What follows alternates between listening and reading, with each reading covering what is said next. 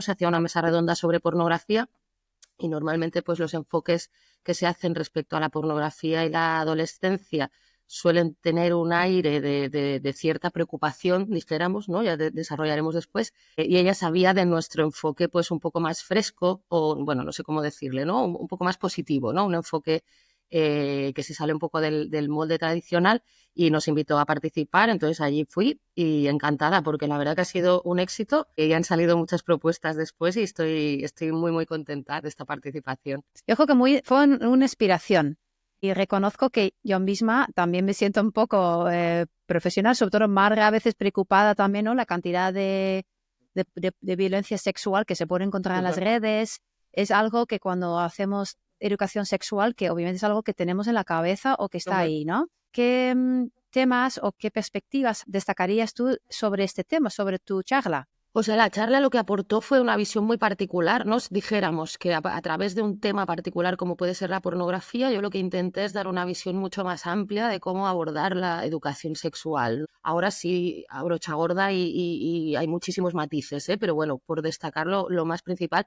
dijéramos que el modelo tradicional se basa un poco en la perspectiva de los riesgos, ¿no? O sea, trabajamos educación sexual a partir de nombrar la cantidad de riesgos que hay. Entonces vamos añadiendo capa de riesgos. Si empezamos con los riesgos del embarazo no deseado, ¿no? Así al principio de los tiempos, luego se pasó a añadir el riesgo de las ITS, ¿no? Ahora creo que estamos en un momento de añadir el riesgo de la violencia sexual, que son riesgos que son reales y que evidentemente que es necesario trabajar, pero depende mucho del enfoque con el que se trabaje y esta es la propuesta que traemos, ¿no? Nosotras y muchas otras entidades nos acercaremos muchísimo más a la necesidad de las personas jóvenes que parten de la curiosidad y no tanto del miedo. Creo que ese miedo es un miedo más propio de la vida adulta, del mundo adulto, que no de los jóvenes y las jóvenes, que en realidad lo que tienen es curiosidad, tienen ganas de entender qué es la sexualidad, de saber qué pueden hacer, ¿no? Y no tanto de los peligros que se van a encontrar. Entonces, entrando desde lo que nosotros llamamos la perspectiva del placer, inherentemente harás prevención de riesgos, lo que pasa que la puerta de entrada será bastante más agradable, ¿no? Por nuestra experiencia, nuestro punto de vista. Sí, y ese tema del enfoque en el placer es algo que también he visto en la formación que nos dieron aquí en la Comunidad Valenciana. Sí que creo que es un tema que sí que ya lo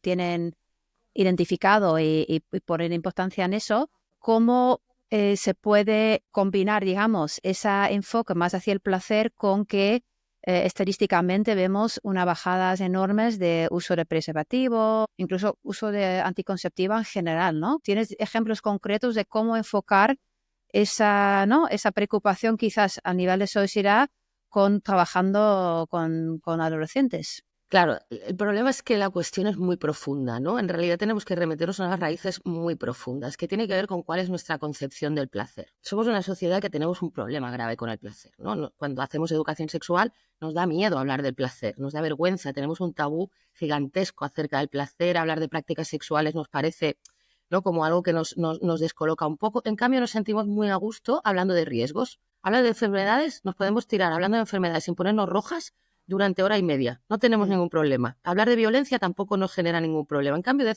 nombramos placer y nos ponemos rojas, ¿no? Nos da vergüenza, tenemos una dificultad muy, muy grave. Entonces, es un enfoque que nos hace sentir de alguna forma más cómodas, ¿no? Y más cómodos en ese lugar. Entonces, nosotros siempre decimos, una sociedad que se siente más cómoda hablando de violencia y enfermedad que hablando de placer, es una sociedad que tiene que hacerse una revisión importante, ¿no? Una revisión de qué está pasando con esa concepción del placer.